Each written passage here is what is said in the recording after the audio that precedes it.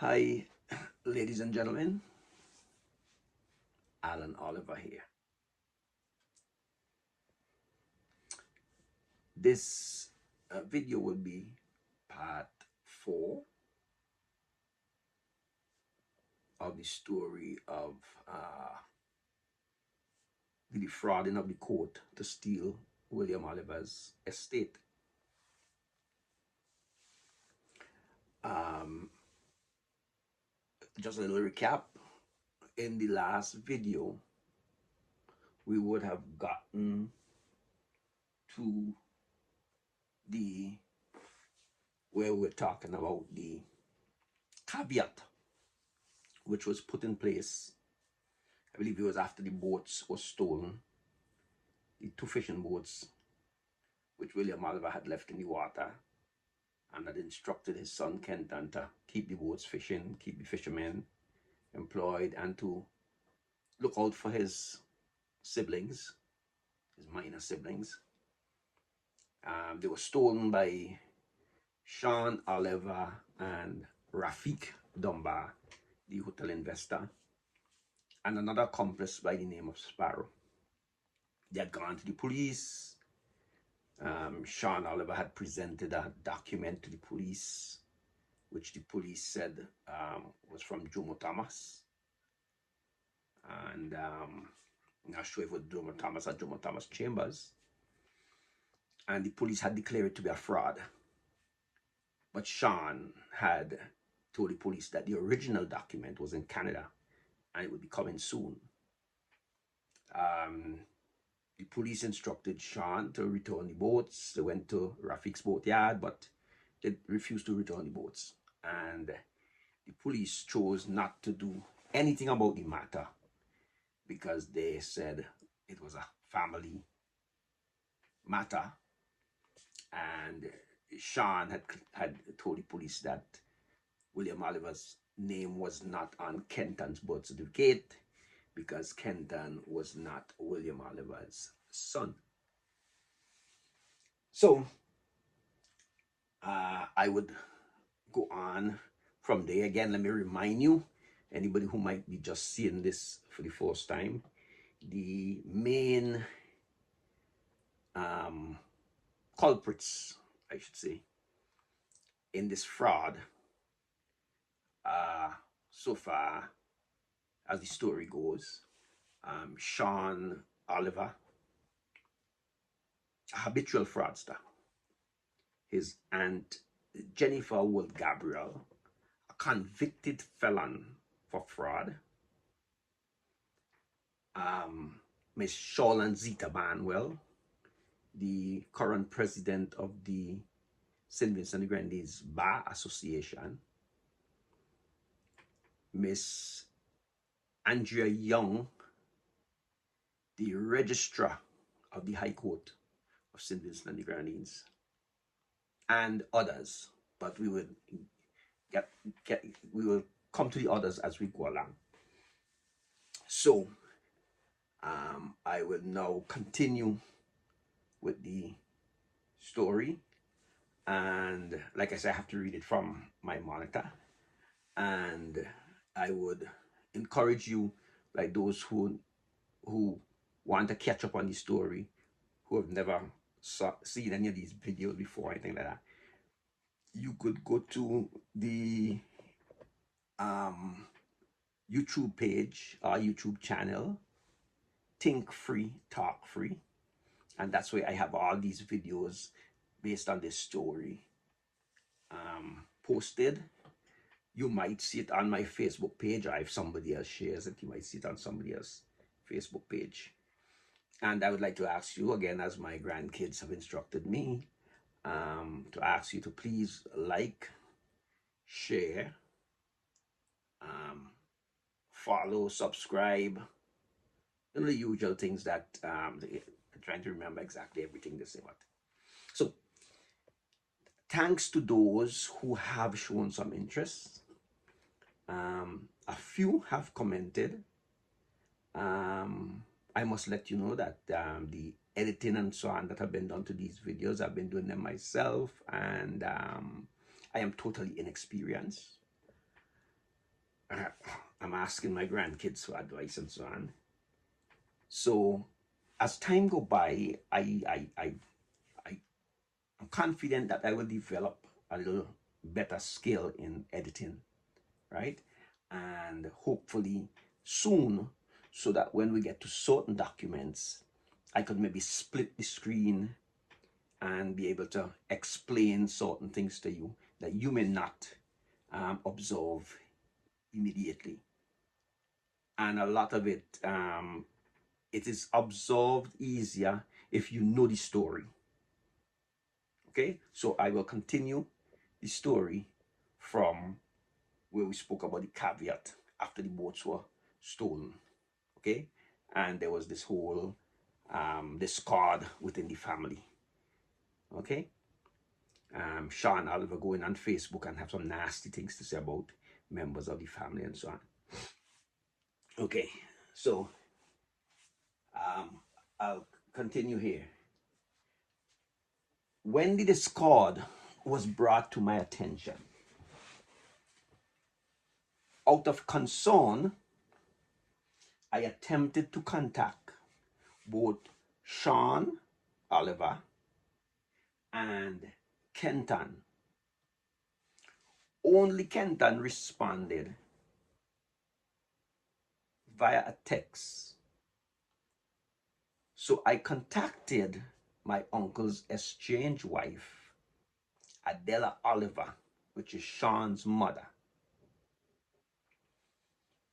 And this was on, I think it's the 22nd of March, on about the 22nd of March, 2021. And we had a very cordial conversation. Now, I must remind you, most of what I've told you about the story so far before March 22nd is what has been related to me, except the points where I tell you where I experienced during that time, like my uncle's funeral and so on. Okay?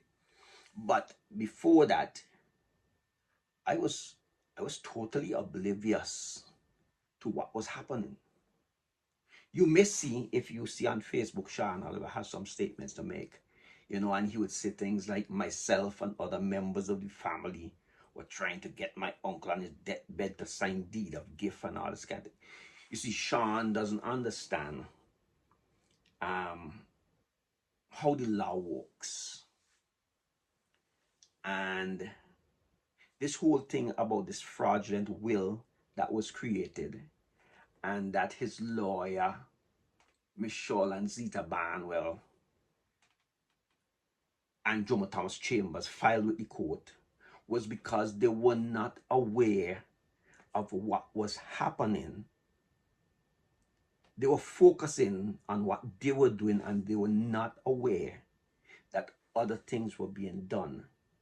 So when they found out that documents were taken, or when Sean Oliver found out that documents were taken to the hospital for my uncle to sign, and that would have been the deed poll to put his name on his son Kenton's birth certificate, right? When they found about that, they started saying that it was documents that were taken for him to sign a deed of gift. And as I say, that process to get him to sign that was facilitated by Dean Otis Nichols of the Anglican Church. Okay, so it wasn't anything that was being done in secret. And as I tell you, my uncle did state that he wasn't thinking to sign anything because the people around him at that time were wearing masks, right? As I said, it was during COVID. Okay, so if you go back and you look at the videos, then you'll see that. But I just wanted to bring update. Okay, so I called Sean's mother, and we had a cordial conversation. Okay, as a teenager growing up, even as a child growing up, I had a wonderful relationship with Sean's mother. When school went on vacation, I'd go and spend time at my uncle's house. Most of the time, my uncle was out to sea sailing, and I'd go there and spend time, you know. So her and I, we had a very good relationship. Okay. So I called her because I heard all what was going on. Okay. And she stated to me that she was not pleased with the animosity between Sean and Kenton, and that she had suggested to Sean what should be done concerning William Oliver's estate. But if Sean and Kenton wanted to continue their dispute, they should remember that she was still Piper's wife. Now, this is a clear indication to me that there was no knowledge of the existence of a will. If she is telling Sean what they should do with the estate, it means that she has no knowledge that there is any will. Otherwise, is whatever the will say needs to be done. The other thing about this is that even now, when she chooses to write to curse me, or Sean chooses to curse me, or they curse Kenton, or other members of the family, both she and Sean love to stress that half of the property belong to her. Now, these people, they speak with, I want to say, with some authority, right? And they give the impression that they know the law. A matter of fact, in some of the things that they've written to tell us, is that we need to know the law. Okay? Now, my uncle died intestate, which means he died without making a will. There is no rule or permission given that these family members could decide how they're going to share up the estate. Only the law could decide that.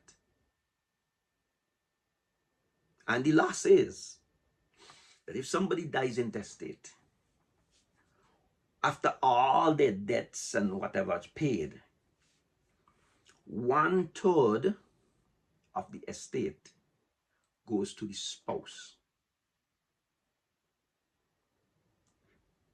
There are cases where people have been separated for, as we would say locally, donkey years, but they have never divorced.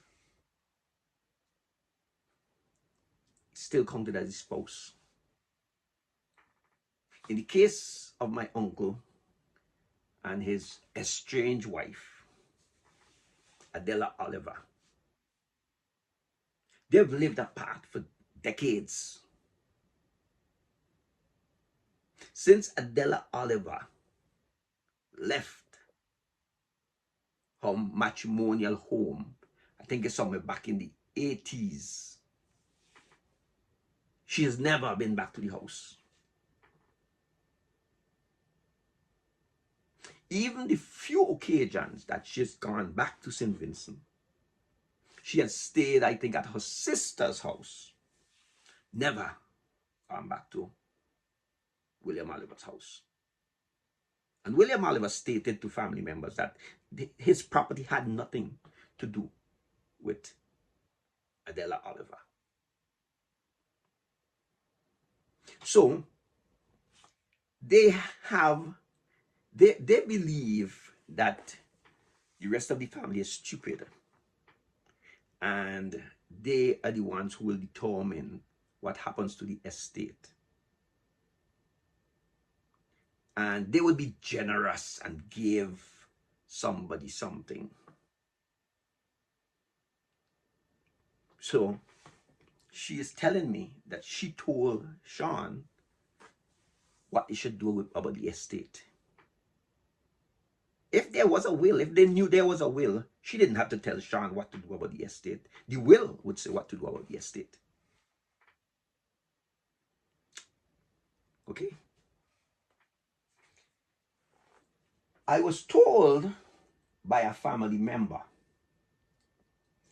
who said they had tried to encourage my uncle to make a will not too long before he died. That they had met Sean not too long after the funeral and asked how he was doing. And he had expressed how frustrated he was because he had searched everywhere and did not find a will.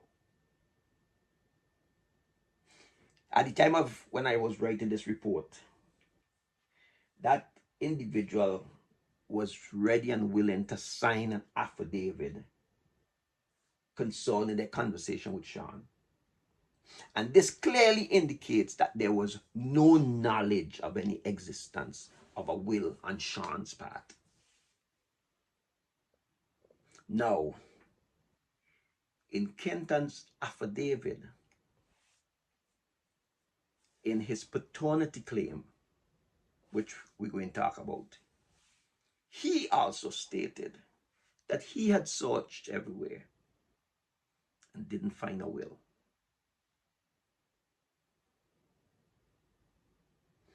Now, you see, Sean, in his eulogy, if you remember, or you could go back and look at that video, did state that in December of 2019, he had sent his aunt, Jennifer Will Gabriel, that's the convicted felon for fraud, to St. Vincent. And he didn't say this, but this is what I was told happened when she went to St. Vincent. Herself and her sister, Edna Ashton, who resides, I think, mostly in England, the UK, they decided that they were going to help my uncle do some spruce up around the house. I understand he was not very pleased with it, but I guess he didn't want to be too offensive. He was diagnosed with cancer, and they wanted to come and help him out around the house. Now, what I understand was happening, because he was still going to work, and the story, if you go back, it'll tell you that what he was doing, working with the oil tankers, and he had the fishing boat and so on. And while himself and Kenton were out working and not at home, I understand these two ladies were going through everything in my uncle's house. Individuals who could see them from outside, and they had individuals at the house working, painting and so on, okay? Individuals who could see them, they were going through every draft, they were going through every piece of paper in that house. And they were burning stuff. Were they looking for a will? Maybe. But it seemed like they certainly didn't find one. They found other things, because I am told that Kenton says that so many things are missing, you know. He had, I think he said, one photo of him and his father, and that disappeared. So For some reason, these people decided that they were going through that house. So let me go on. So Kenton didn't find a will. Sean didn't find a will.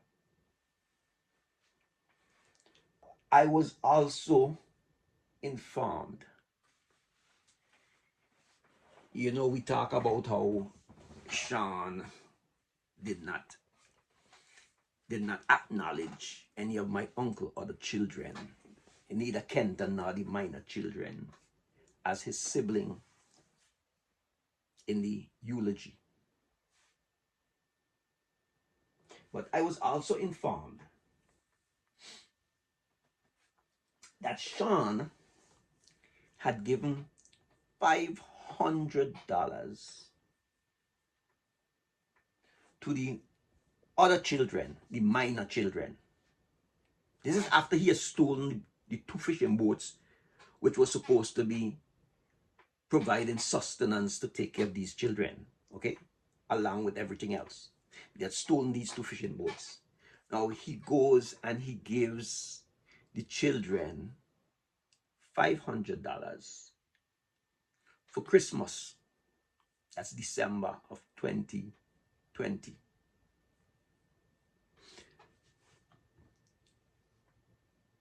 This was acknowledged. It was confirmed to me by their mother. She told me, yes, Sean gave $500 for the other children for December. And when I spoke to their grandmother, she also confirmed to me that Sean had given $500 for other children for Christmas. Like I said, this is after, it seemed like after he done steal the boats and everything, right? And I was informed by others that Sean's aunt, Edna Ashton, this is the one from England, from the UK, okay, who resides in the UK, had stated that she would assist William Oliver's children, these are the two minor children, by paying their school fees. If you remember, after the funeral, Sean had said to our cousin in Canada that William Oliver's minor daughter, who he referred to as his princess, would have to go to the bayside with the fisherman or the fishermen to see if she could make some money to pay his school fee. Now his aunt later says that she would pay their school fees. And this was confirmed to me by their mother. I also got this from other family members who this Edna Ashton had told that she intended to pay these children's school fees. Okay? Now, when I asked their mother if Edna Ashton had said that to her directly, she said no. She was told this by Miss Stephanie Seals of Kelaqua.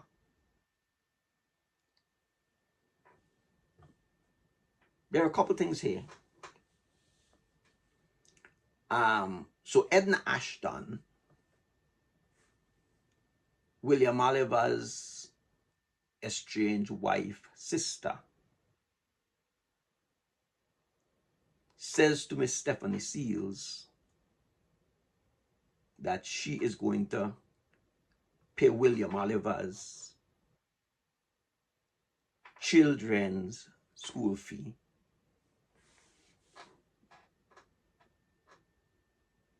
after Sean failed to acknowledge them as William Oliver's children, but gives $500 for them for the Christmas. There seems to be maybe some close relationship between Sean's family, like Miss Edna Ashton, Adela Oliver, and this Miss Stephanie Seals. That Miss Stephanie Seals would then inform the children's mother that Edna Ashton is going to pay their school fee. Why are these people so committed to taking care of William Oliver's children if they're claiming that these are not William Oliver's children? Okay, we'll go on.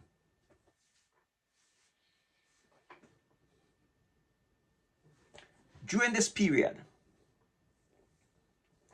the law firm Saunders and Huggins had proceeded with the filing of a posthumous application for a declaration of paternity to have William Oliver's name inserted on Kenton's birth certificate, and were invoicing accordingly. And this is the period over which they were invoicing.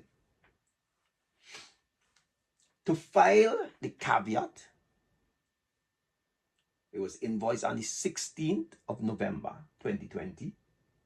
To prepare the caveat in the estate of William Oliver on the 17th of November 2020. To insert name of father who is deceased on the birth certificate on the 16th of December 2020. Bailiff fees, copies, and stamps, that was on the 22nd of February 2021. So they had invoiced Kenton, and they were paid over a period of time for all these things, including inserting William Oliver's name on his birth certificate, because that was what they were hired to do, to get William Oliver's name and Kenton McInnes, also known as Kenton Oliver's birth certificate. And they were paid accordingly. So they had already gathered and commissioned numerous affidavits from deponents familiar with both William Oliver and Kenton. A deponent is the person who is giving this affidavit. Okay, like I say, I'm gonna try my best, because I believe most of the people who may choose to look at these videos will be ordinary people like myself. And one of my objectives of this is to try my best to pass on knowledge, or kind of awaken people as to the things about the law that we need to know. Okay, so we become more familiar. So it is important that we all understand what this whole thing about estate law is about. Many people don't know that they are entitled to something. Many people think that, oh, well, as far as I'm concerned, my father ain't had nothing, my mother ain't had nothing, so me ain't care about that. Okay? But by law, we all should be aware of what the whole thing about estate law and thing is about. And especially the thing about things like having your father's name on your birth paper and so on. But we'll get into that a little more later. Okay, Okay, they had already started and they had already commissioned numerous affidavits, including from William Oliver's elder sister, which is my mother. And if you saw the eulogy, you would see her sitting there with the family, with Kenton and the other children and so on in the funeral. Okay. Now I'm gonna tell you something. My mother was so pleased that she had the opportunity to go and give her account as to her knowledge of Kenton being her brother's child. Like I told you about how Kenton and I met and what my mother had to say and so on. She was so pleased that she had done her duty by going and doing this affidavit, that she said to me when I spoke to her, she said, I met your friend and he said he had to let you know that he met me.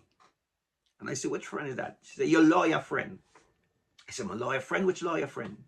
She said, the one where we've been to had to go do the thing. And then I learned that it was Mr. Stephen Huggins from the law firm of Sanders and Huggins. Okay? So, along with her was my uncle's, which is William Oliver's brother, Edward Oliver, wife. Because William Oliver and Edward Oliver house, they're right next to each other. A matter of fact, both houses were built from the same plan. Okay?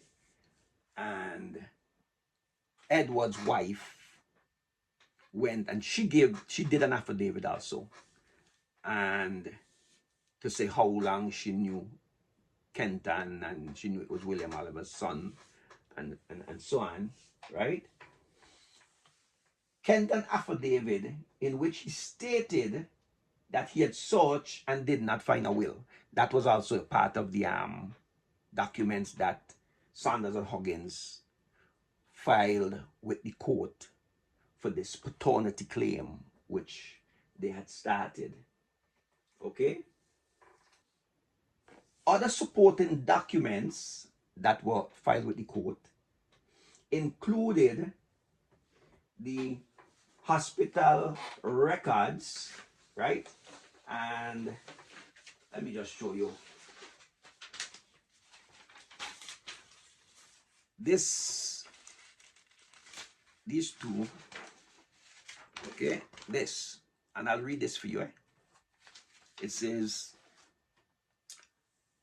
4th December 2020, Sanders and Huggins Chambers, and it gave the address, right?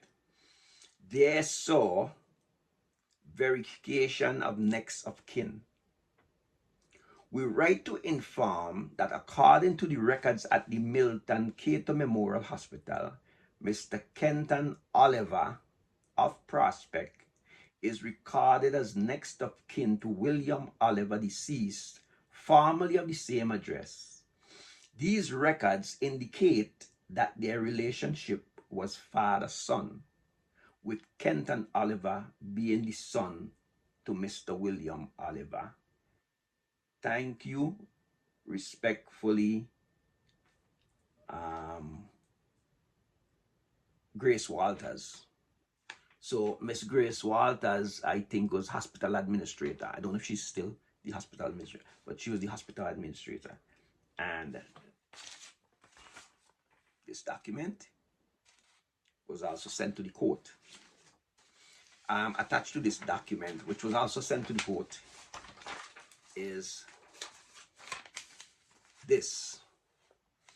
This is what Kenton had to sign, one of the documents he had to sign as next of kin, in which it states the patient family members were informed and updated with basically it says that what the situation was with William Oliver at the hospital, and it states basically, you know, I had to transcribe all this kind of thing because reading the doctor's handwriting and so on, you know how it normally is with reading doctor's handwriting. Okay, I'm not a pharmacist. I'm amazed that pharmacists could read exactly what the doctors write. But it basically is stating that they had informed the family, you know, that even if they had done the operation on him, they wasn't too sure that he could survive and that kind of thing. And the amazing thing with this document, okay, you would notice this other document here signed by Miss Grace Walters. It says Kenton Oliver. It does not say Kenton McInnes. It says Kenton Oliver, which means at the hospital, everybody recognized him as Kenton Oliver. Okay. Another thing that is significant in this one is that William Oliver, Oliver is spelled with 2 L's.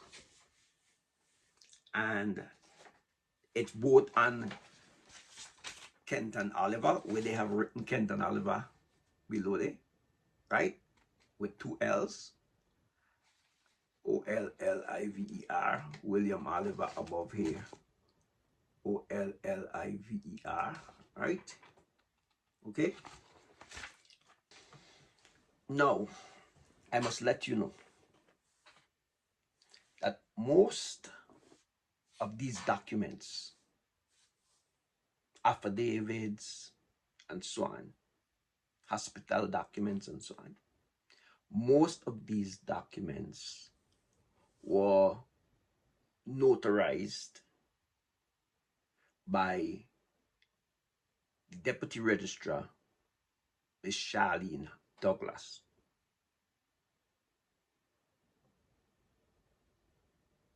So there might be 1 or 2 that were notarized by other deputies, but most of these documents were notarized by Deputy Registrar Miss Charlene Douglas. And you will understand the importance of that information as we go along. Okay? Now, other documents, including the Geku account identifying Kenton Oliver as child and percentage of shares 100%. Okay?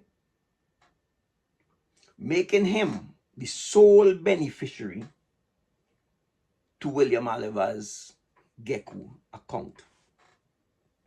So, William Oliver Geku account, if you remember from the first video on the story, it was that they had to go and get a declaration which was signed, notarized by Miss Antonio John, to say that because his ID said Kenton McInnes and the Geku account says Kenton Oliver, they had to get that to say the same person. So this document saying that William Oliver had left his Geku account, which is his General Employees Cooperative Credit Union or whatever, right? So he had left that for Kenton Oliver. So more than likely, he would have done that a very long time when Kenton Oliver was basically known as Kenton Oliver. Because other affidavits that went to the court include affidavit from one lady who he had hired to take care of Kenton when he was small. And in her affidavit, she, I think, declared that that he had registered Kenton in preschool and primary school as Kenton Oliver. Like I said before, I never knew him as Kenton McInnes until I saw these documents that says Kenton McInnes. But I've always known him simply as Kenton Oliver. Okay? So, these documents, including the birth certificate of the minor children. And the reason why I'm tell you about the fact that this document from the hospital had Oliver spelled with 2 L's is because of the 2 minor children, they chose the youngest one to represent the estate because they couldn't find or they couldn't get in touch with Sean Oliver. Because Sean had come for the funeral and they wasn't too sure where Sean was after the boats were stolen and so on. And I think I'd say like bailiff went to look for Sean, and they said they knew he was inside the house, but he wouldn't come out and answer and that kind of thing. So they had to use one of the other children who has William Oliver's name on their birth certificate to represent the estate in this paternity claim. And the older minor child had Oliver spelled with 2 L's. And the younger had Oliver spelled with 1 L. So to avoid any kind of confusion, they decided to use the one that was spelled with 1 L. This is why I go back to saying again, a lot of problems could come up with the spelling of names. And whenever you go to register anything or to buy anything or whatever, it is always important to make sure that your name is spelled correct. Because if you leave it up to the person on the other side of the counter, they would generally just spell it the way they think it should be spelled. I have got certificates and so on that have Alan Oliver with 2 L's. Okay? And okay, figure is minor certificate, so you don't really worry about it because, right? But in situations like this, when it comes to legal stuff, right? You need to make sure that the spelling is correct. One of the amazing things is that if the person on the other side of the counter messes up the spelling and it have to be changed, you have to pay for it. You have to go and get an affidavit to have it changed. It becomes your expense. You know, in an effort to have a fairly good understanding of why things are the way they are, I did ask the children's mother if she had had any discussion with my uncle William concerning the fact that these children, like one had 2 L's in Oliver, the other had 1. And she did tell me, yes, they had discussed that, and his response was that there are other members of the Oliver family who spell their Oliver with 2 L's. I know that. I could attest to that there are other members of the family who spell with 2 L's. So I guess to him, it really didn't make much of a difference. But as you could see now with the paternity claim, the attorneys at Sanders and Huggins wanted to avoid any problems, so they decided to use the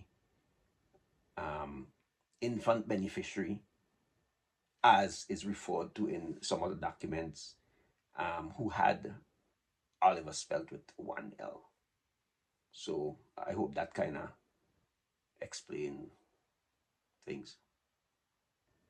So, okay, let me go on. Now, the first hearing of this paternity claim was conducted via Zoom due to the COVID pandemic. And this was on February 24th, 2021. Before the Honorable Justice Esco L. Henry. Kenton, along with the children's mother, made the court appearance. Now,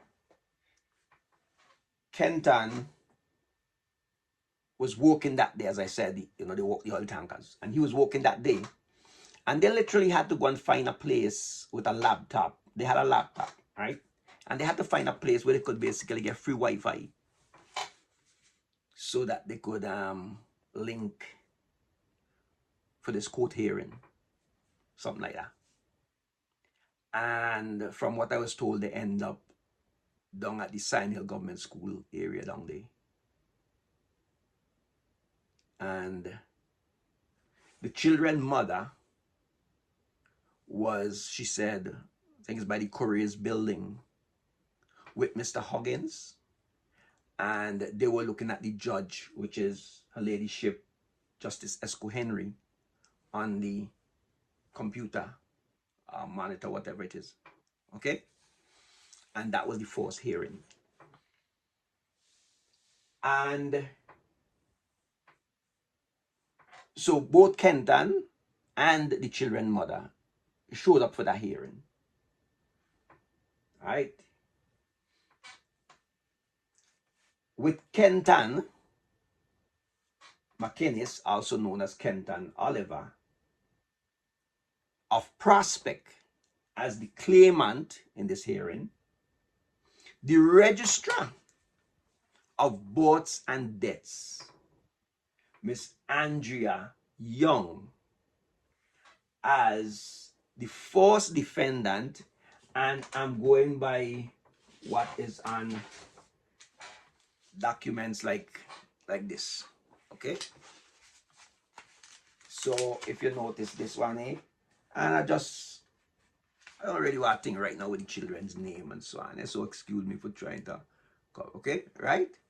But it reads Kenton McInnes, also known as Kenton Oliver Prospect, claimant, the registrar of births and deaths, first defendant, and this minor child, who has one L in the Oliver name, by her next friend, which is her mother, as the intended administratrix of the estate of William Oliver, deceased.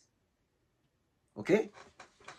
So if you're a minor, you have to be represented by someone, and that person is referred to as your next friend. Okay? Which happened to be the mother of the child.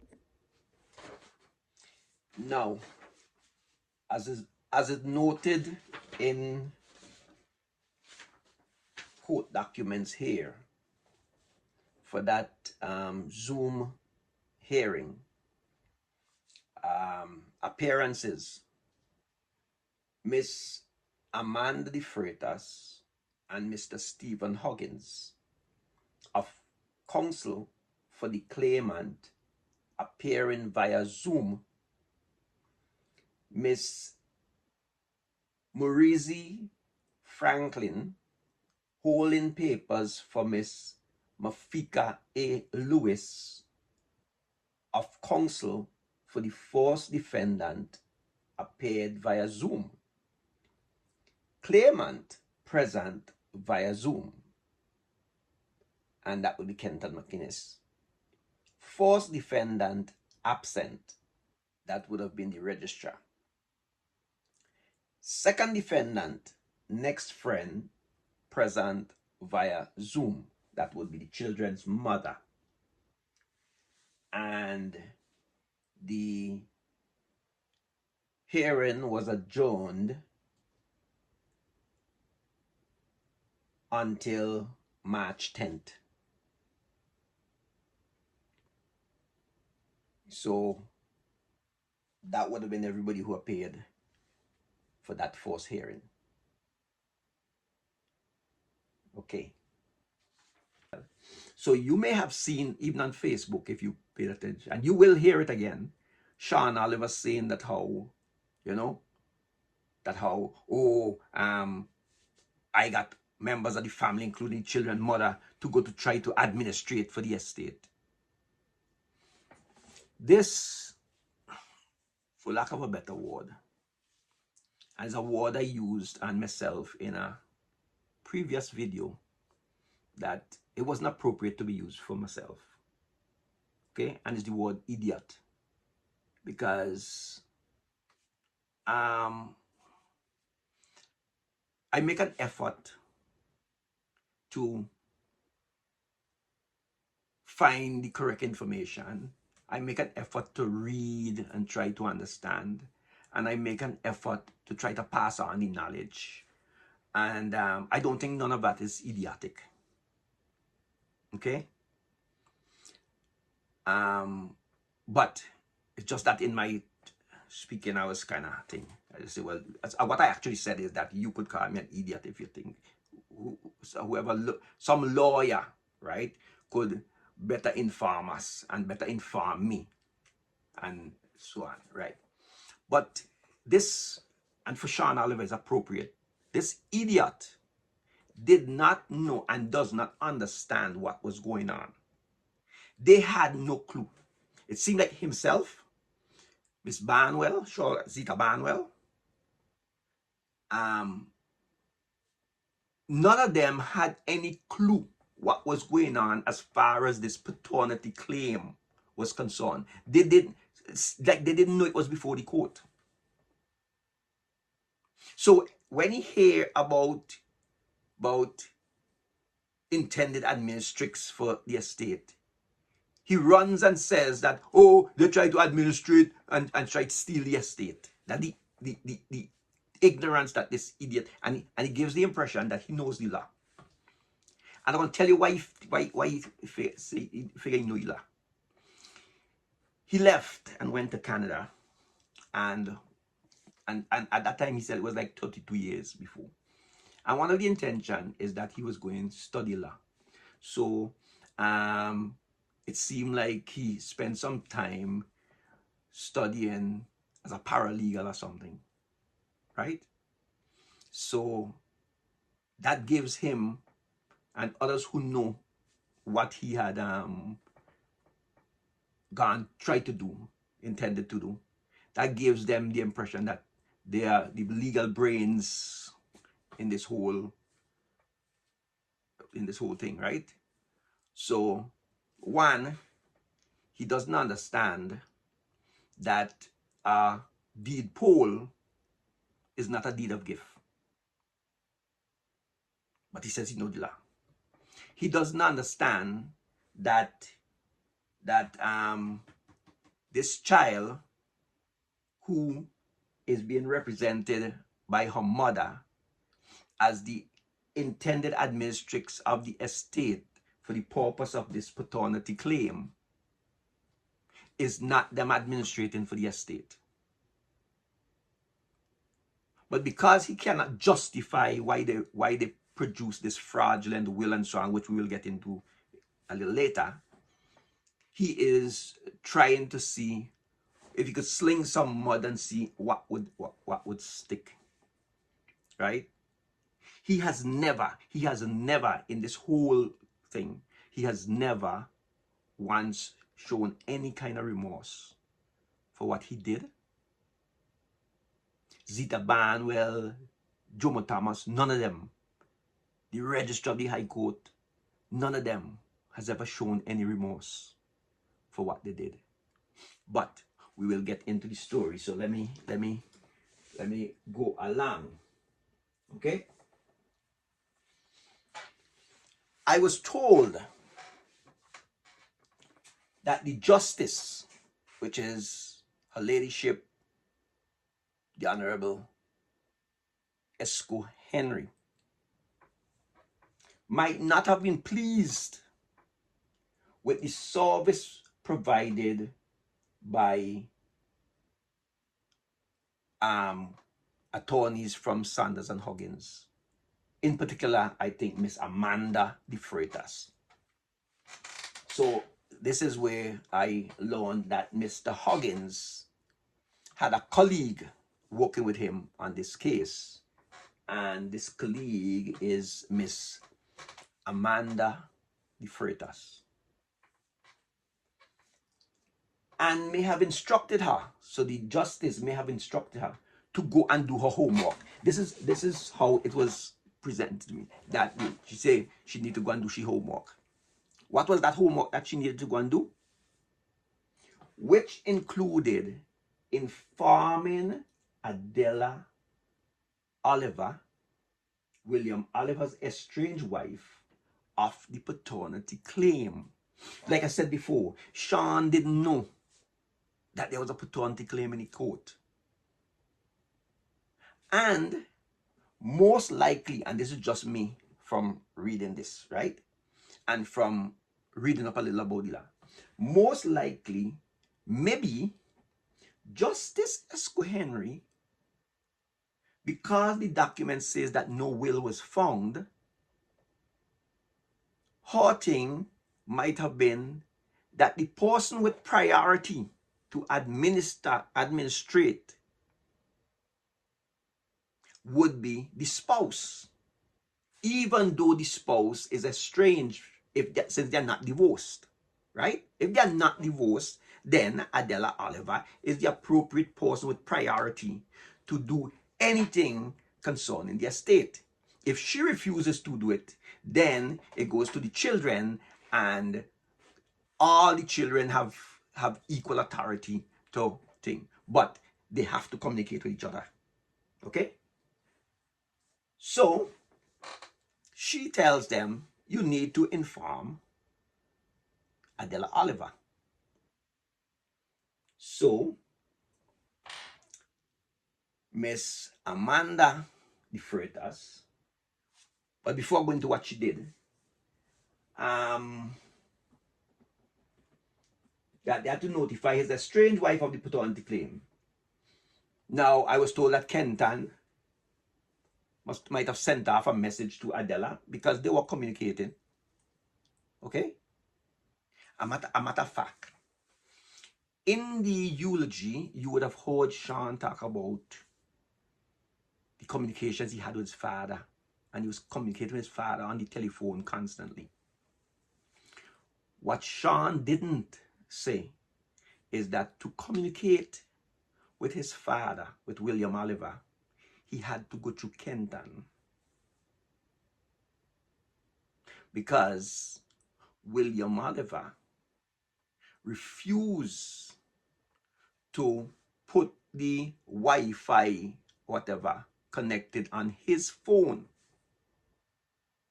So whenever Sean wanted to contact him, he had to call Kenton's phone. And Kenton had to tell his father, look, Sean wants to talk to you. So he says sometimes he would go home and he would be tired. And his father would say to him, because he say they would call like 8 o'clock in the night. Sean would call like about, say, around 8-ish in the night, right? And his father would say to him, what are you going to do now? And he say, well, I'm tired of going Gary or something. And his father would say, why you don't take your phone and go down the road? Because he don't want the phone to be around the house. Because even in the hospital, well, from what I understand, Adela was calling him maybe direct. But Sean was going through Kenton. Because even in the hospital, I understand he was constantly complaining. And, you know, he's constantly, like when the phone rings, his phone ring, he would ask Kenton to check, see what the last 4 digits was. And he would make a statement, and Kenton said, make that statement a lot. He kept complaining that they were harassing him. But he wouldn't say what they were harassing him about, you know? And he kept saying, and the Vincentian population would understand when somebody makes a statement like that. He kept saying, these kiss me ass people keep stressing me out. This was a man who they say had cancer. And even at this point where he was on his hospital bed, they were calling and he was complaining. And he didn't just say, these people. Any Vincentian knows when somebody gets to the point where they say, these kiss me ass people keep harassing me and stressing me out. And he have to say when his phone rings, but I understand when his phone rings, he would jump. You know, it frightened him. Sean talks in the eulogy about how he was so communicated with his father. That the day William Oliver died, Sean made a call, but he didn't call Kenton. He called somebody else's phone. And just like the tales that you see him perform at the pulpit in the eulogy, that is what he was carrying on with on the phone. And the individual said, I can't understand what he's saying. And the individual gave the phone to Kenton. And when Kenton answered the phone, Sean started to cry to Kenton. Oh, daddy, you. And Kenton is talking to him. I know Kenton say, you know what I find so amazing is that he says how much and how close he was to his father. Yet, he couldn't recognize the difference between Kenton's voice and William Oliver's voice the day William Oliver died. So, the justice tells them that they have to notify Miss Adela of the paternity claim.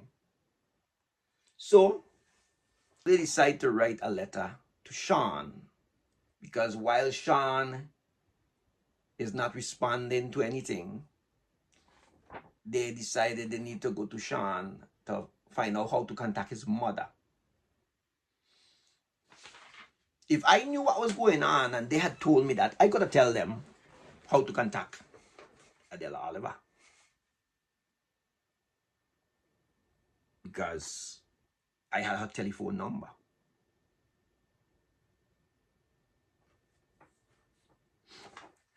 So,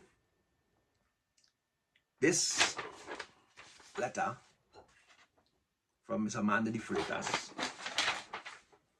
was supposed to go to Mr. Sean Oliver, asking for his mother's information, and the latter part of it states, we are instructed that apart from the other known children of the deceased, the list of beneficiaries include your mother, Adela Clark. Strange enough, they say Adela Clark instead of Adela Oliver. Who, although estranged, was still legally bound in marriage to the deceased. Therefore, in order of priority, your mother is forced amongst the beneficiaries to be appointed as the personal representative of the deceased estate. To this end, we will be grateful if you can provide contact details, residential address, telephone number, or email to our chambers within 7 days of receipt of this letter, so that we may notify same. Your kindest cooperation is anticipated. Sincerely, Sanders and Huggins, and it is signed Amanda de Freitas. So,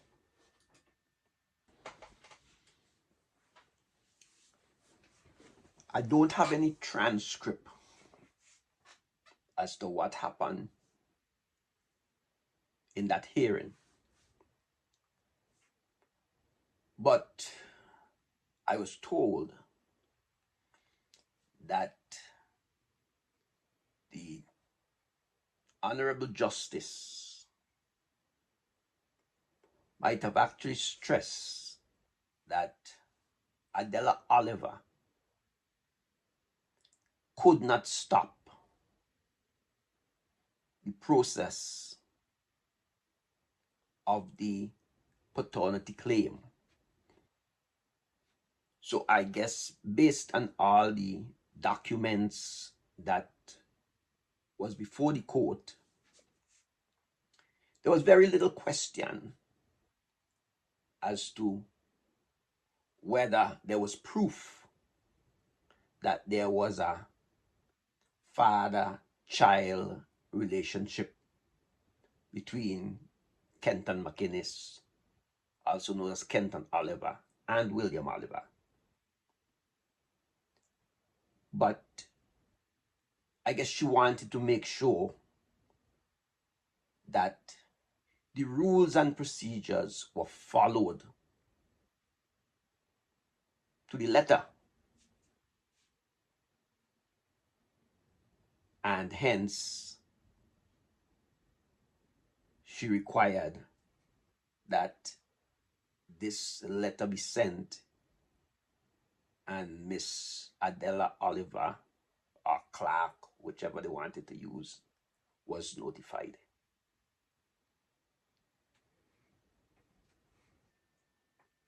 And this letter actually is dated the 2nd of March. Okay? So they went to court on the 24th of February, and a further court hearing was set to March 10th, 2021. So they're supposed to go back to court the 10th of March. Okay? To be heard by the Honorable Justice Esco L. Henry. But that was adjourned. But that hearing, I'm going to read for you the appearances at that hearing, which was set for the 10th of March, 2021. Appearances: Maurice Franklin for first name defendant. For the first name defendant, which is the registrar of births and deaths. Defendant, which would be the registrar, represented by Miss Charlene Douglas.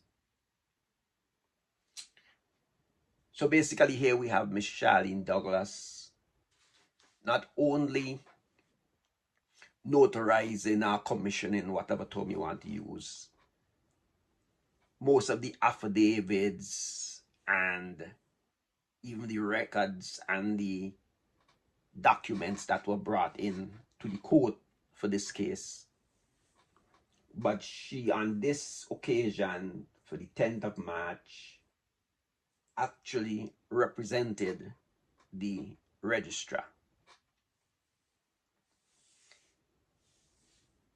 Claimant Kenton McInnes was absent.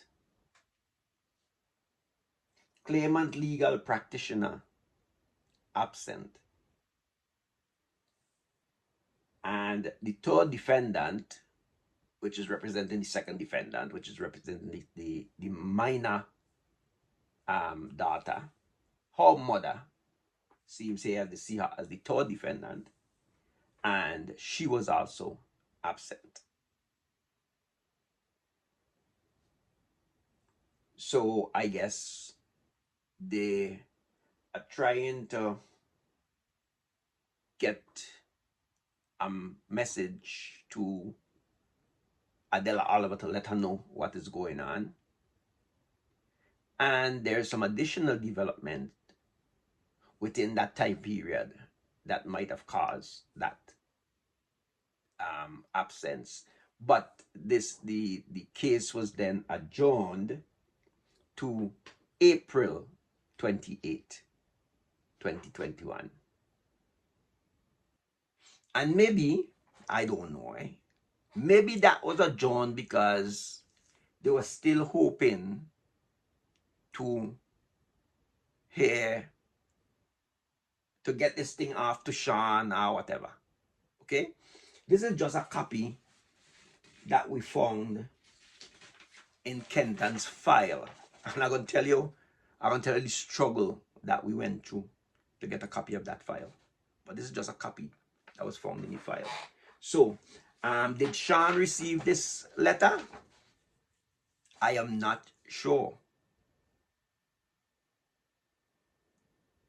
I am not sure if Sean received this letter, a copy of this letter. Okay?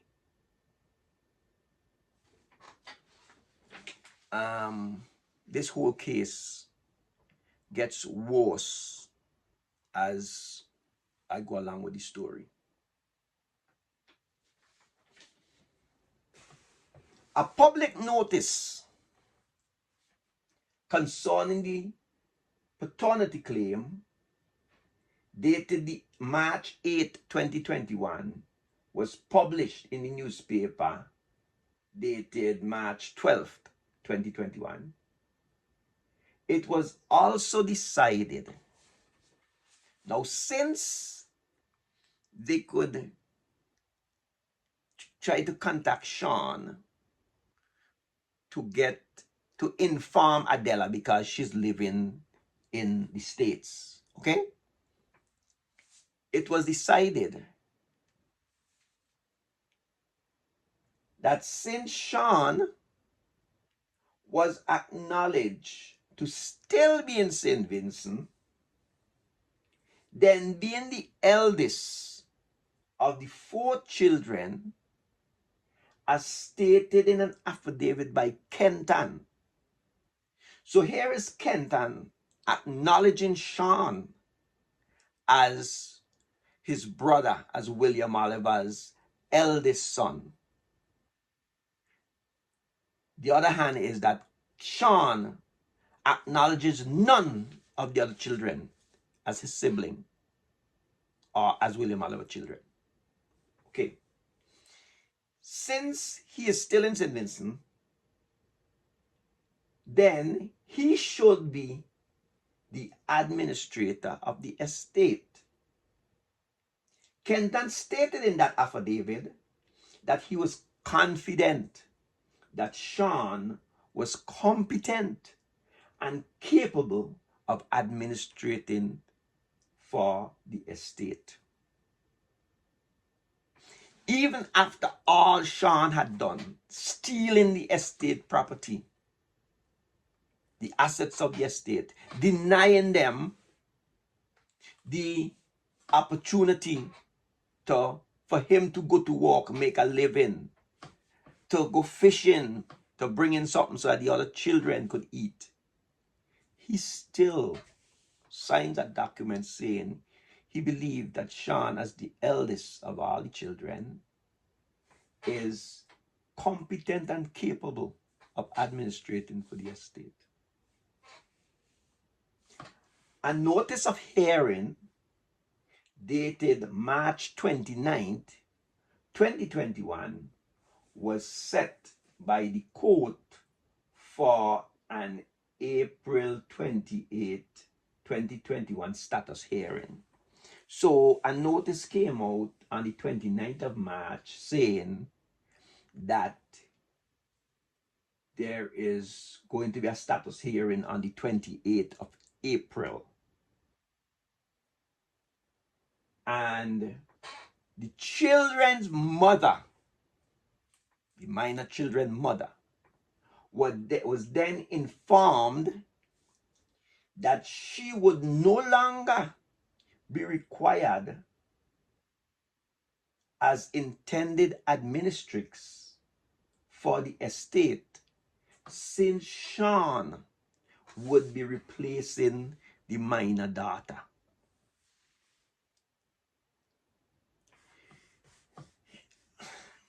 I don't know if by listening me that you have picked up that there is any animosity on the part of Kenton and the other siblings towards Sean. There's none.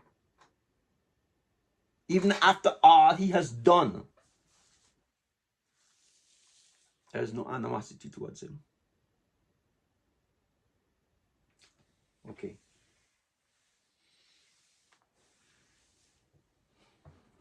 So they decide Sean is going to be the administrator, and Sean will represent the estate in this paternity claim. And the document states that everywhere where there's this child name, it should be replaced by Sean Oliver. Okay? So, what you also have is an affidavit from Miss Andrea Young. Okay? It's a typical affidavit that the registrar always produces in paternity claims. All right? And it just states that because we have three things dealing. We have a claimant, we have a birth certificate, and we have an estate. Somebody has to represent the estate. And as far as the birth paper is concerned, which is a legal official document from the state, somebody has to represent the state in that matter. I don't know if that's how it is the term legally, but somebody has to represent the birth certificate, because the birth certificate is part of this whole process. Okay? So the registrar of the High Court, the Registrar of Births and Deaths, has to represent the birth certificate. Okay? And it says the usual things, right? Which is like, I, Andrea Young, the Registrar of the High Court of St. Vincent and the Grenadines, being a public officer of the government of St. Vincent and the Grenadines, do make oath and say as follows: that I am duly authorized to make this affidavit in my professional capacity as the Registrar of the High Court of St. Vincent and the Grenadines. I neither admit nor deny the contents of the claimant's fixed date claim form and paragraph 1 to 22 of the affidavit of Kenton McInnes, and puts the claimant to strict proof of the content therein. And it have all the other. If you have never had to do a paternity claim, then maybe it might make sense for me to because there are a lot of children out there, and even adults, even as an adult, you could go and get your father's name on your birth certificate, right? A matter of fact, I was reading, and it could go back to your grandfather. Yeah, you could go back as far as your grandfather, right? So let's say your father died, right? And his name is not on your birth certificate. And then his father dies, and his father had left something for him. Now you, as one of his children, you are entitled to a part of what was left for your father. And again, that might have some technicalities as to whether your father had left a will to say if anything ever come up that for him it belonged to her. Okay, I won't get into that kind of thing. That's more technical thing. I don't know if there's such a thing. But basically, you could go, and once you could prove that that was your father, you could get his name on your birth certificate. Again, I am not a lawyer, but this is how I interpret it based on the law. And it is said that common sense is the essence of the law, which means that basic common sense supposed to understand the law. The law is based upon basic common sense. You know what I mean? Right? And so it is important to get your father's name on your birth certificate. And I will explain something to you with that later, okay? As we go through this thing. But I'll tell you my own experience and so on. Okay? So, let me just read some of the other things here for say, right? So, in the interest of fairness, this is the affidavit by the registrar, Miss Andrea Young, okay? In the interest of fairness, I stand as a neutral party to the proceedings and am ready to assist the court in any way deemed necessary, save and so far as the same is expressly admitted or denied. Each and every allegation set out in the claimant's affidavit is denied as if the same was set out herein and transverse seriatim. These are the Latin words that I got to look and find it and tell you what it means, okay? That the facts and information deposed to herein are true and correct to the best of my knowledge, information, and belief. I certify that the facts set out in this defense are true and correct to the best of my knowledge, information, and belief. And it is sworn at the registry, Kingston, St. Vincent and Grenadine, on the 17th day of February 2021. And this is also notarized by Deputy Registrar Miss Antonio John. And you could go in the newspaper and double check this if you want. That's the registrar signature. Okay? Okay? Now, I could also show you that signature.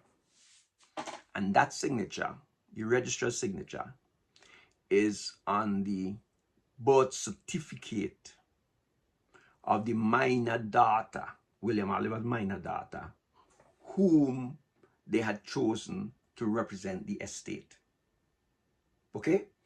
So you had the registrar as the first defendant, as listed in the document, and this minor daughter with William Oliver's name on her birth certificate as father, and the registrar's signature on her birth certificate as registrar.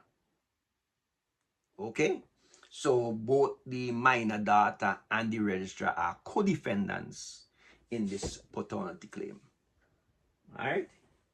Okay.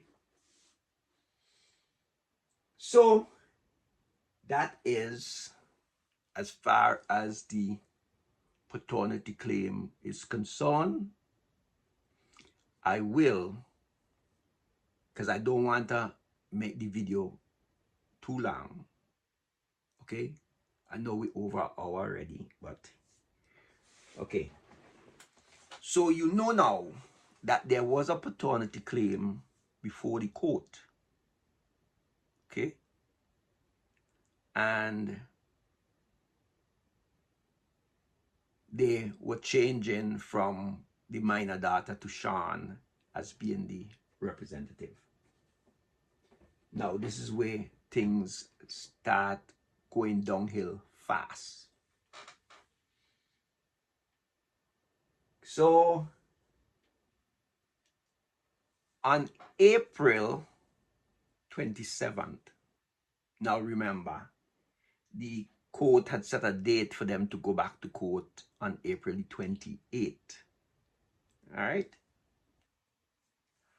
On April 27th, I received a message stating that a will for my uncle William Piper Oliver existed,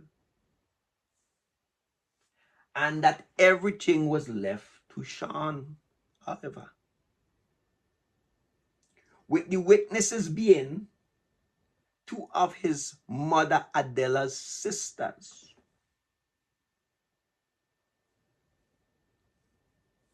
Now, the message also say, don't say anything until you hear something from somebody else. We had this thing where, I grew up where my mother would always say, you didn't hear this from me, eh? Okay? Traditionally, people at home would say, between me, you, and the doorpost. Okay? So you hear something, and basically what they're saying, don't take what I tell you as truth until you hear it from somebody else. Okay? Well, I am showing you documents, so the documents could tell you whether what I'm saying is true or not. Otherwise than that is only the things that I tell you about my own recollection to the best of my knowledge and belief. And my knowledge goes all the way back to when I was a little child. I don't remember every single thing and every detail, every single thing. But there's a lot of things I remember. Okay? This case here in particular, I remember. We could get into that. We're gonna get into the 14th of November, 1970, when William Oliver married Adela Clark. So, I get this message that there seems to be a will and everything was left for Sean. Now remember, Sean kept telling people that there was no will. He said that there was no will, but everything belonged to his mother. And some cousin tell you how William Oliver they plan to distribute his estate. His mother say that she don't tell Sean how to deal with the estate, and if Sean and Kenton still want to carry on with the thing, then they better remember that she is still William Oliver's wife. Clearly, none of these people know anything about a will. I also explained to you that neighbors were saying that when these two sisters of hers, Miss Jennifer Wool Gabriel, a convicted felon for fraud, and Edna Ashton, accused of fraud, was actually arrested in the UK, okay, and dragged before tribunals, okay. When these two people were in his house, they were literally going through stuff in his house and burning stuff and so on. Maybe they were looking for a will, okay. But all of a sudden, I am getting this message the 27th of April, okay, that there is a will. Count with me. He died on the 6th of October. So, November, December, January, February, March. 5 months. Almost 6 months. And a will now appears after all the confrontation they've been having in the family. And Sean Oliver never said, you guys, all you could talk all you want. I have a will that my father left everything for me. I am asking you, the individual looking at this right now. If your father died and your aunt, whom you have shared a residence with for decades and who you live with, had a copy or had witnessed your father's will,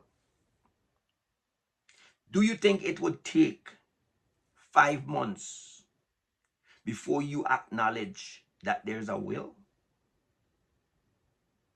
Would you leave Canada, if you're living in Canada, and go to St. Vincent for a funeral and have to go and steal boats and go before the police and all kind of thing, and didn't walk with a copy of that will with you?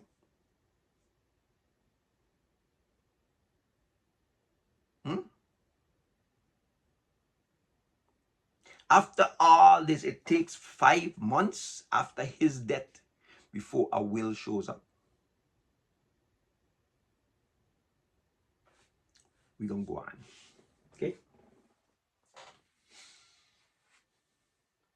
Okay. I was later informed that a notice dated the 8th of April 2021 was published in the newspaper by Miss Shawlan Barnwell of Jomo Thomas Chambers, stating that an application for a grant of letters of administration with a will annexed had been filed by Sean Oliver of, and it gives his address in Scarborough, Ontario, Canada. Like I mentioned in the previous video, this address does not give an apartment number. Okay? So you can't find him because it's a secure building. So you know the building we live in, but you don't know which apartment. So when the process solvers went to solve him back in July, August, around there, they couldn't find him. Right? And the court went on break. So we were waiting until the court reopened in September to go back to court to see if we could get permission to serve him in the newspaper. I explained it at the end of the previous video. So please go back and look at the videos to understand better what happened. I am convinced that if you follow this story, you'd be better enlightened and not claiming to have any kind of authority or great wisdom or whatever. But there will be something in there that you will find enlightening. Okay? So,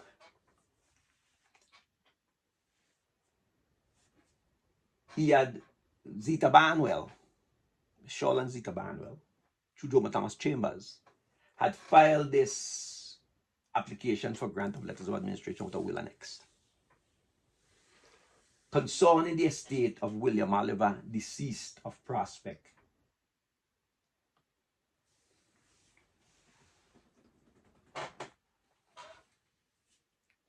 This was rather concerning to me, and I'm reading. This was rather concerning to me. So I inquired if Kenton had gotten a copy of the will and if one could be forwarded to me.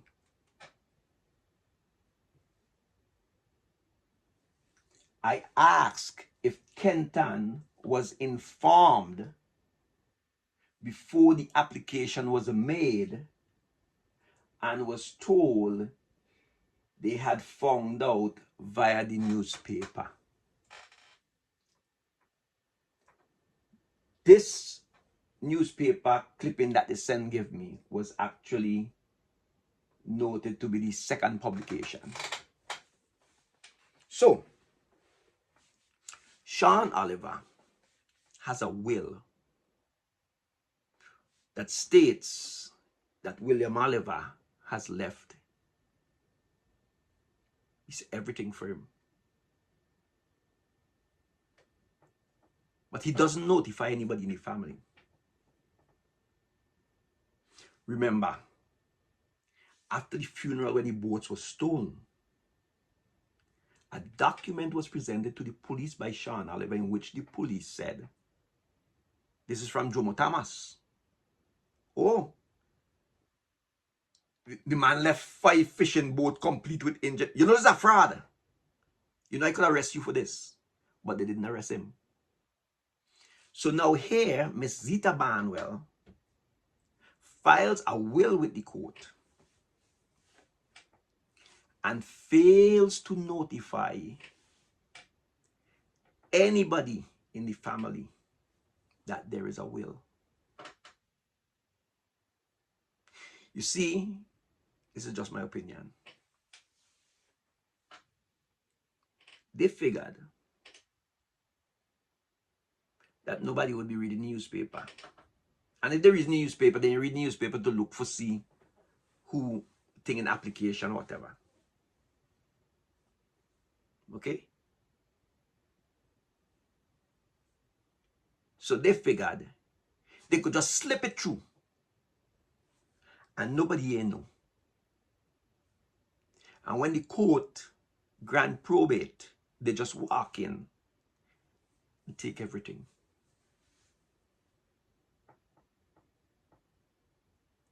But somebody informed them. I don't sure how it was thing. I hear somebody say, did you guys see what's in the newspaper?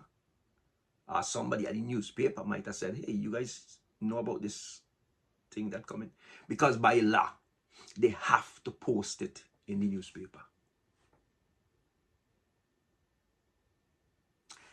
I would show you where Miss Barnwell, Miss Zita Barnwell, come back later and tells the public, that, oh, 2 applications, 2 notices were placed in the newspaper.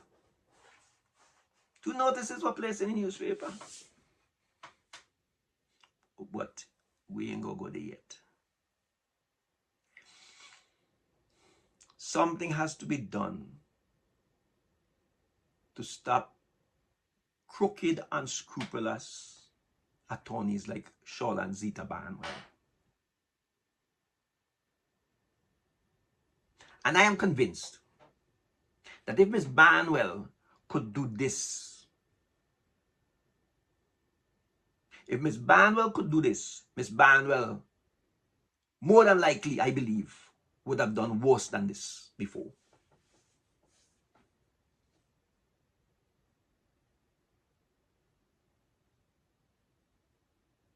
I am saying this is my opinion based on the evidence that I have here. Miss Barnwell is an unscrupulous, crooked woman.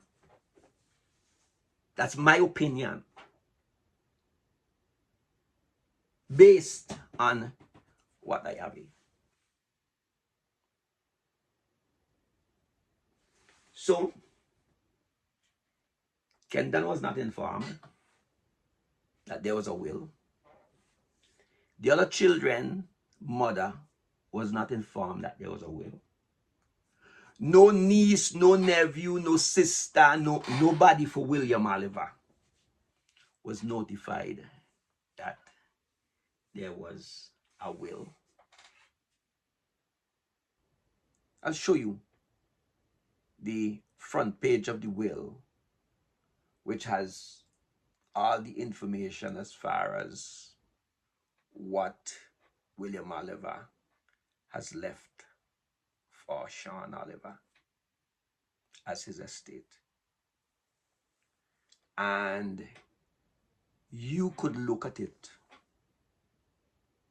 The ordinary person could look at it and see if you could identify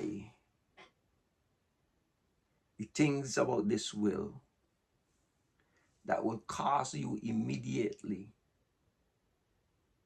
just from the front page of the will, not the back with the signatures and so on, because you can't verify the signatures. But just from the contents of the will, you would be able to tell me. And if you see the things that are wrong with this will, then, as I say, comment. So I will end it here for today. And I would remind you that there are children out there, poor fatherless children, who are still suffering because what their father left to provide them with sustenance has been stolen.